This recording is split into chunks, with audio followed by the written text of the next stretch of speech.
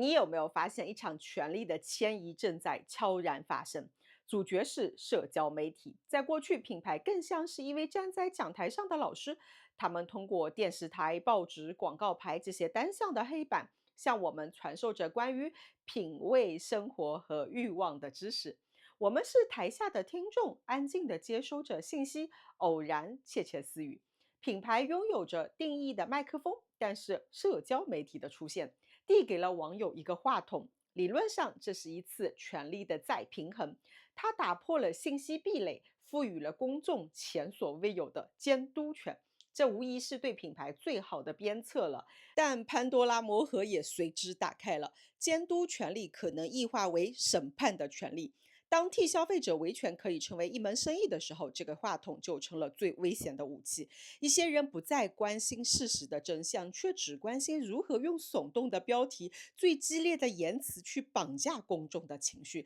将品牌钉在了耻辱柱上。广场之上不再有对话，只剩下了围猎。于是我们就陷入了一种前所未有的迷茫，我们被置于一个信息爆炸却又真假难辨的广场中央。每一位吹哨人看起来都是义正言辞，每一条揭秘视频都是触目惊心。我们的正义感被轻易的点燃，焦虑被无限的放大。我们愤怒的转发评论，以为自己在行使监督的正当权利。可笑的是，舆论常常出现反转，吃瓜群众却可能在不经意之间被当成了最锋利的武器，成为别人商业围猎当中的帮凶。那有没有可能让自己成为一个清醒的人，一个不容易被情绪裹挟的人呢？可以怎么做呢？找到一个坐标，一个超越情绪的坐标来定位真相。这个坐标系舆论是给不了我们的，它是藏在司法的卷宗里边。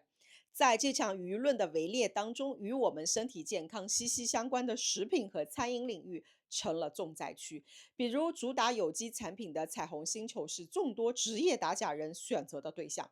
曾经有一个叫做田抹的博主，号称打假斗士。然而，在他与品牌彩虹星球名誉纠纷案当中，一审判决书给出了一句关键的定性：其行为明显超出了正常消费监督的边界，属于侵犯彩虹星球公司名誉权的行为。这句话就是我们保持清醒的钥匙。判决书本身就是为我们提供了三把清晰的标尺。标尺一，动机的边界是为了解决问题，还是为了制造敌人？正常的消费监督，其出发点永远是建设性的，无论是要求退款、赔偿，还是呼吁产品的改进，其最终的目的都是为了解决一个具体的问题。而越界的行为，其动机往往是毁灭性的。正如铁抹案的判决书当中提到，其真实的目的如其所述，把裤子干倒，直播间打掉，系为了打击彩虹星球整个公司啊！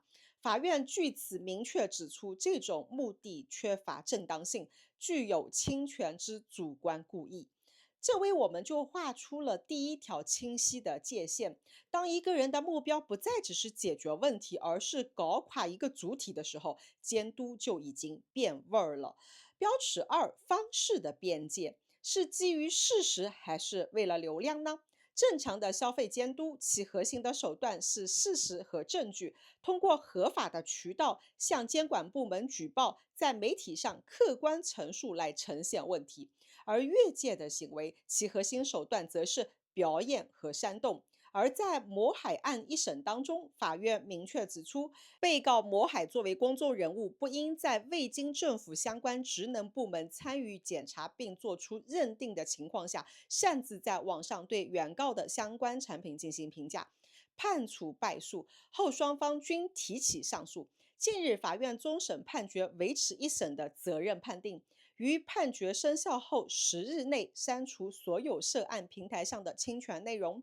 在微博、抖音等原发布平台以公开可见形式连续3日发布赔礼道歉声明，消除对彩虹星球的商业声誉及产品声誉影响，赔偿彩虹星球因名誉受损产生的经济损失、公证费、律师费等共计9.78万元。当网络名人利用其影响力抢在权威结论之前，用自己的评价引导舆论、制造既定事实，其行为方式就已经超出了监督的边界了。他不再是事实的呈现者，而成了流量的追逐者。标尺三：资格的边界是引用权威还是扮演权威呢？这或许是最根本的一把尺子，同样是在渤海案的判决书当中得到了最清晰的体现。正常的消费监督是引用权威机构的结论来支持自己的观点，比如消费者可以拿着国家质检部门的报告来进行维权，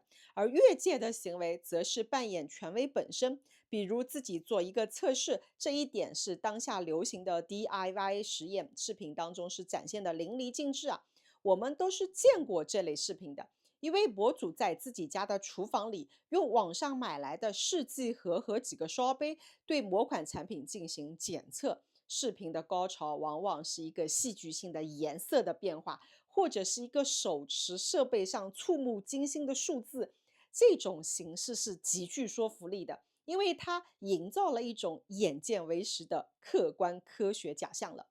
渤海案的判决正是对这种扮演权威的行为进行司法的否定，它重申了一个法治社会和一个专业分工的基本常识。对产品质量的认定是应该由政府相关部门进行依法审查之后做出权威的审查结果。法院判决书明确指出，经陕西、河南、贵州等20地市场监管部门全面调查，彩虹星球相关产品无一例被认定为假有机。该情况与企业公开的有机认证报告、批次检测记录完全一致。法律的逻辑很清晰，无论一个实验看起来多么的硬核，都不能取代法定机构的结论。这就意味着，任何一个人，无论他有多少的粉丝，顶着多么耀眼的光环，都无权为一款产品的质量安全盖棺定论。